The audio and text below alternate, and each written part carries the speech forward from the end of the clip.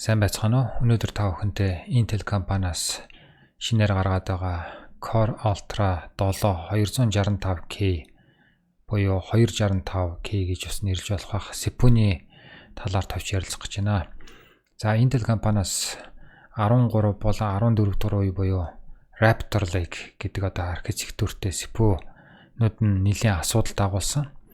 Тэгээд шинэ үеийн CPU-г уг нь бол Core i15 гэдэг одоо 15 дахь үеийн гэж явахаар байсан боловч брендингээ ер нь өөрчлөөд асуудал дагуулж байгаа энэ үеүүдээсээ энэ нэрнээсээ салъя гэд Core Ultra гэдэг шинэ нэрлүү шилжсэн байгаа.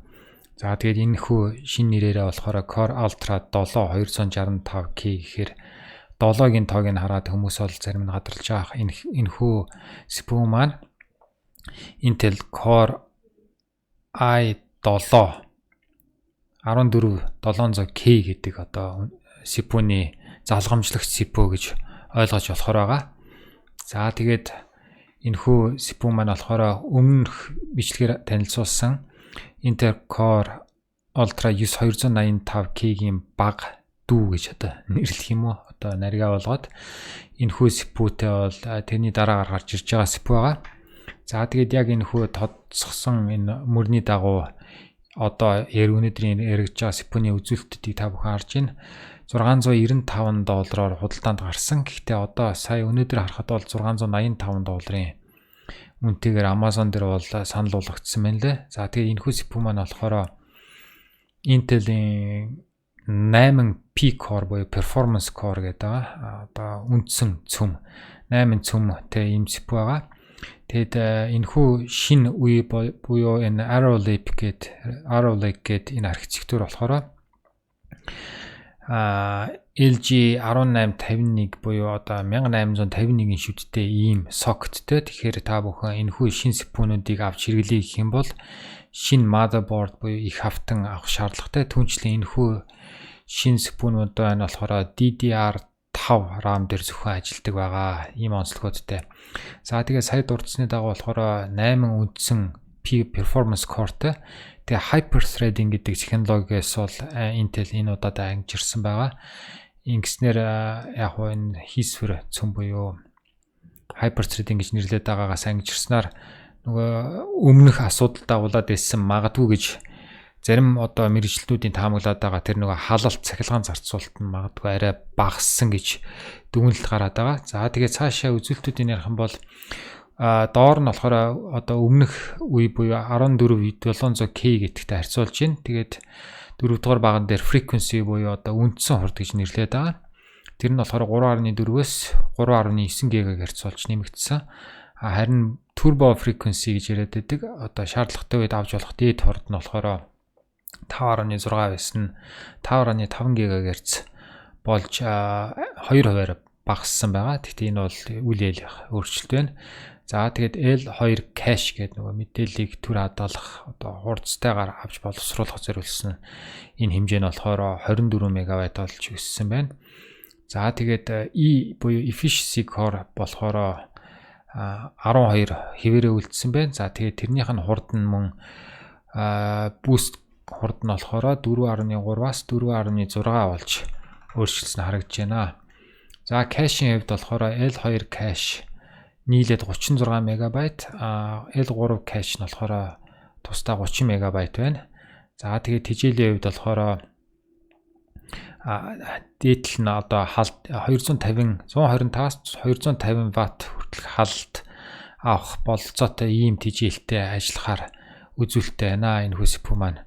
За тэгээд энэ хүү CPU-нуудыг одоо шалгадаг үйл ажиллагааг энэ одоо синтетик тест гэж нэрлэдэг байгаа. Өмнө нь бас цогц дурж байсан. Энэ хүү CPU одоо онлын хувьд хэр зэрэг ажиллах бололцоотой вэ гэдгийг Cinebench гэдэг програмаар харж болдог. Multi-core нийт одоо цөмүүдийг аваад нийтдээ одоо энэ CPU хэр зэрэг ажиллах боломжтой вэ гэдгийг. За тэгээ энэ дээр болохоор энэ хүү CPU маань 2160 орчим оноо авсан байна. Тэгээ энэ болохоор 14 одоо энэний өмнөх үе буюу 14700 i7 14700K-гээс бас нэлээд илүү хурдталж байгаа нь харагдаж байна. Тэгээд ойролцоогоор нэг 8% илүү хурдтай байгаа. Тэгээд цаашлаад харах юм бол цахилгаан зарцуулалт нь бас нэлээд сайжирсан байгаа. За өмнөх үеийнхэн та бүхэн өснөгтийн хамгийн доор харж байгаа i7 болон i9-д болохоор нэлээд их эрчим хүч зарцуулалт халдтай байсан гэдээ ярьж байгаа. Тэгээд 310 орчим ватт цахилгаан зарцуулалттай байсан бол энэхүү Core Ultra 265K болохоор 14700K-г бодоход бараг даруй 90 ваттаар илүү бага цахилгаан зарцуулалтайгаа нь харагдаж байна. За тэгээд мөн одоо халалтыг нь бол авч харуулж байна. За тэгээд та бүхэн харж байгаах энэхүү CPU маань болохоор дээдлэн 84 градусын халалттай буюу 100 руугаа хүрэхгүй бас яг заасан хэмжээний дагуу 250 ватт дотроо явсан байна лээ. Тэгээд энэхүү тестийг хийхэд онлын хувьд одоо CPU-г тултал нь ажиллахад 10 минутын туршид ажиллуулахад performance core дээр энэхүү CPU маань 5.2 GHz нэлээд өндөр, efficiency core дээр 4.6 GHz буюу дээд хэмжээгээр үзүүлэлттэй явсан байна лээ. За тэгээд бусад програмуудыг бол авч үзэж байна. За тэгээ сая бол онлайн туршилт байсан бол яг бодит амьдрал дээр энэ өндөр үзүүлэлттэйгээ бас ажиллаж чадж гинэ гэхээр бол харамсалтай нь үгүй байсан. Энэ одоо дүр зураг болохоор мөн энэний одоо өмнөх хувилбар буюу одоо арай илүү өндөр хүчин үзүүлэлттэй Core Ultra 285K дээр ч гэсэн энэ дүр зураг бас харагдж байсан. Тэгээ энэ дээр та бүхэн харж байгаа 7zip гэдэг нэг архивын програм, файл задлах програм туршилтан дээр болохоор 176 RAM-наас хамаараа DDR5 8200-тай RAM дээр болохоор 176 оноо авсан бол 7200 дээр 171-ийг авж гин. Тэгээд энэ нь болохоор 7zip програм дээр энэхүү шин одоо ууг нь шинэ үеийн CPU байгаа. Гэтэл 14700K гээд энэ өмнөх үеийн 14 дугаар үеийн CPU-наас ойролцоогоор бараг 15%-аар удаан байгаа нь бас нэлээд одоо базаахгүй үзүүлэлт болж байна. За тэгээд түүнээс гадна дараагийн програм Blender болохоор 3D animation, видео рендеринг боловсруулах, видео дээр ажиллахад зориулттай програм байгаа. За энэ дээр бол харин нэлээд дажгүй үзүүлэлттэйг нь харагдж байна. Энэ дээр жишээлх юм бол Blender дээр 14700K-гээс үндсэндээ ойролцоогоор 7% хурдан буюу одоо дээр нь байгаа 14900K гээд өмнөх генерашны хамгийн одоо сайн Intel-ийн CPU-тэй бол ойролцоо харагдж байна.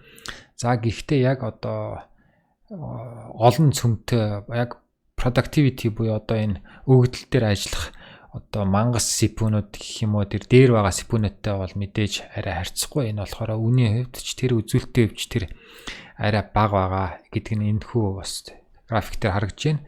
За түүнчлэн Corona гэдэг бас архитектур график дээр ажиллахад шаардлагатай энэ бас програм байдаг. Энийний бенчмарк дээр болохоор шин CPU маань 14700K-гээс ойролцоогоор нэг 10% илүү хурдан байгаа гэж харагдж байна. За харин зарим програм дээр бол эсэргээрээ нэлээд удаан байна. За энэ жишээлх юм бол хүмүүсийн түгээмэл хэрэгэлдэг Photoshop гэдэг програм энэ дээр үндсэндээ бүр 3% өмнөх буюу 12600K гэдэгтэй ойролцоо оноотой байгаа нь бас сайнгүй үзүүлэлт байна. За тэгээд Adobe Premiere Pro гэдэг видео засдаг видеон дээр ажиллахад түгээмэл хэрэглэгддэг програм байгаа. Энэ дээр болохоор 14900K болон 14700K-гээс арай удаан байгаа гэж харагдж байна. За тэгээд нийт productivity тал дээр ингээд базаад авах юм бол зарим програм дээр өмнөх үеийн 14700K-гээс арай хурдан, зарим дээр арай удаан, тэгээд янз янзын үр дүнтэй харагдж байна. Гэхдээ эрчим хүч зарцуулалтан дээр бараг 30%-аар илүү бага буюу илүү үр ашигтай, efficient болсон гэсэн дүр зураглал харагдж байна.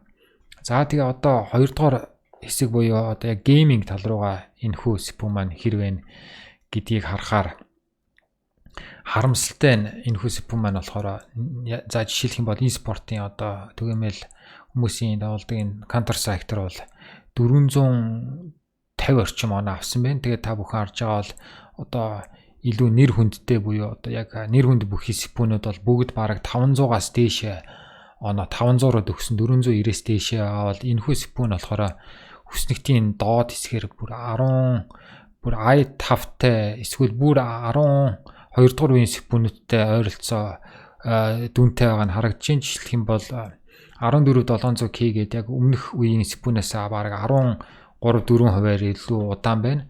За тэгээд үзүүлэлт нэлээд өндөр шаарддаг өмнөх бас CPU-нүүд дээр энэхүү тоглоомыг бас харьцуулж яриад байгаа. Star Wars Jedi Survivor гэдэг Ray Tracing гэх мэт орчин үеийн технологиг хэрэглэдэг энэ тоглоом дээр энэхүү CPU маань бас нэлээд тааруу үзүүлэлттэй. Бараг сүүлийн үеийн бүх CPU-ний арыг мушигж байгаа харагдаж байна. Жишээлх юм бол өмнөх үеийн 14700K-гээс дараа 10%-аар удаан байгаа нь энэхүү төр зураг дээр харагдаж байна. Тэгээд тэр байтугай AMD-ийн non gaming гэж нэрлэдэг байгаа X3D бус бараг бүх CPU-наас бол ард нь байгаа харагдаж байна. Бүр 7700X-ээс хүртэл удаан байгаа нь нэлээд тааруу, ялангуяа гейминг тал дээр бол бас нэлээд тааруу үзүүлэлт гэж харагдаж байна. За тэгээд сүүлийн тоглоом болох Plague Tale Requiem гэдэг бас айхтар өндөр үзүүлэлт шаарддаг одоо орчин үеийн тоглоомын төлөөлөл дээр бол бүр хүснэгтийн хамгийн ёроолт нь байна. Тэгээд одоо өмнөх үеийн одоо ууган залгамжлагч гэдэг байгаа Core i7 14700K-ээс бараг 18-9% удаан байна. Тэгээд энэхүү CPU маань одоо гараад худалдаанд борлуулалт нь гараад сарч болоогүй нэлийн шинэ байгаа. Тэгээд энэний асуудал нь юунд байна гэдгийг Intel компанийн хувьд бол бас олж тогтоох гэж байгаа. Тэгэхээр цаашдаа магадгүй microcode update буюу BIOS update, Windows update гэдээ гарах бах. Ингэснээр энэхүү CPU-ний хурд буюу үйл ажиллагаа нь илүү сайжрах. Ялангуяа гейминг тал дээр гэлээч гэсэн яаж сайжраад энэ хүснэгтийн дээгүүр орох бол нөхцөл болцоо харагдахгүй байна. За гэхдээ бас одоо энэ бичлэгийн ихэнд дурдааг бах энэхүү K гэдэг байгаа 265K, 285K энэ K CPU-нууд болохоор бас цаашд илүү хурдуулах болцоотой байдаг. BIOS дээр ч юм уу тусгай програмаар. Тэгээд цаашдаа яг уу энэ апдейтууд гараад, шинжилгүүд гараад, хурдлуулад бас үр өгөөж нь илүү одоо үзүүлэлт нь илүү сайжрах гэлээч гисэн бол бас жоохон базаахгүй байгаа нь бол харагдаж байна. За тэгээд нийтдээ 14 тоглоомын дундчийг авсан байгаа. Одоо өндөр үзүүлэлт шаарддаг. Энэ дээр болохоор 14 тоглоомын дундчныг 163.4 FPS буюу frames per second гэж нэрлэдэг байгаа. Дүрс одоо секунд нь гаргаж байгаа дүрс нь 163.4 байна. За тэгээд ингээ харахаар бол энэ одоо үндсэндээ зөвхөн 12 дугаар генерашны CPU-нүүдээс илүү за бүр 12900-аас ч бараг нэг илүү иш ойролцоо бусдынх нь бол ерөөсөө араас мушигж байгаа харагдаж байна. Тэгээд жишээлх юм бол одоо 14700K-гээс 8%-аар удаан. За тэгээд энэ хүсэгтийн хамгийн дээр байгаа 7800X3D-гээс бүр 26.56%-аар илүү удаан байна. Тэгээд та бүхэн дуулсан бол энэ 7800 X3D гэдэг төсөлтийн нэгт байгаа CPU-г залгамжлах 9800 X3D бол худалдаанд дөнгөж гараад байгаа. Энэхүү CPU 7800 X3D-гээс 8-аас бүр 10 хэдэн хувь илүү хурдтай байгаа гэсэн урдсан байдлаар дүгнэлтүүд гараад байгаа. Тийм учраас одоо энэхүү шинэ Core Ultra 7 265K бол яг гейминг тал дээр бол бас дийлэн одоогийн байдлаар бол тохиромжгүй гэдэг дүгнэлт гарч байна. За тэгээд эрчим хүч зарцуулалт дээр үр дүнтэй байна гэдэг зураглал бол productivity test дээр гарч ирсэн. Тэр нь бас гейминг дээр харагдаж байна. За өмнөх үеийн Core i7, i9, 14900K CPU-нүүдээс болохоор бараг 90 Вт бас мөн л адилхан эрчим хүч зарцуулалт багтай. Энэ үндсэндээ бараг 30% үр ашигтай гэж хэлж болно. Тэрнээс ч илүү байна зарим тохиолдолд. За гэлээч гэсэн одоо яг гейминг тал дээр жишээлх юм бол Ryzen-ы 7950X гээд нэлээд бас өндөр үзүүлэлт гейминг дээр өөрөөс нь илүү үзүүлэлт үзүүлсэн CPU-нээс 45%-аар илүү эрчим хүч зарцуулалттай байгаа нь бас гэхдээ AMD-тэй харьцуулах юм бол төдийлөн одоо сайн үзүүлэлт биш гэж харагдж байна. За тэгээд үндсэндээ дахиад ингээд үндсэндээ нэгтгэхэд хэлэх юм бол Core Ultra 7 энэ хүү шин CPU маань бол өмнөх үеийн i7 14700K-гээс бол эрчим хүч зарцуулалт болон productivity буюу одоо өгөгдөл боловсруулах, видео боловсруулах зарим програм дээр бол илүү өр өгөөжтэй байгаа боловч бусад програмууд дээрээ бас зарим дээр нь бас төдийлөн тийм сайн биш байна. За тэгээд түншлэн гейминг дээр бол одоогийн байдлаар бол тун базаахгүй байгаа харагдаж байна. Тийм учраас хэрэг та бүхэн одоо энэ Core Ultra руу шилжих гэж байгаа бол бас шинэ их хавтан буюу motherboard авах шаардлагатай, шинэ DDR5 RAM авах шаардлагатай. Хэрэг та DDR4 RAM дээр байгаа бол тийм учраас 12 дугаар generation-аас төдийлөн одоо хурдан байж чадахгүй байгаа. Ялангуяа гейминг дээр. Тийм учраас компьютераа шинжлэх гэжээвэл 12 дугаар generation болон түүнээс хойш Intel-ийн CPU-тэй бол төдийлөн заавал үнэ маргааштай бол шинжилээд авах шаардлагагүй бах. Эсвэл нэлээд сайн үзүүлэлттэй бол их юм бол Ryzen-ы AM5 буюу AM5 платформ руу буюу Zen 5 сүүлийн Zen 4, Zen 5 CPU-нууд руу бол шилжих нь илүү үр дүнтэй гэж харагдж байна. За тэгээд магадгүй дөнгөж шинэ байгаа болохоор цаашдаа бас яахын бүгдээрээ харцгаая. Тэгээд дараагийн бичлэгээрээ Core Ultra 5 245K CPU-гийн талаар товч ярилцсан. Та бүхэн энэхүү мэдээлэл сонирхолтой бөгөөд өгөөжтэй санагдчихвэл сувг дээр энэхүү бичлэг дээр лайк дарж сувгийг subscribe хийж дагаарай. Тэгээд ингэснээр та бүхэн дараагийн мэдээлэлүүд илүү хурдтай шууд хүрэх болно. Анхаарал хандуулсанд баярлалаа. Тэгээд дараагийн бичлэгээр дахин уулзлаа. Түр баяртай.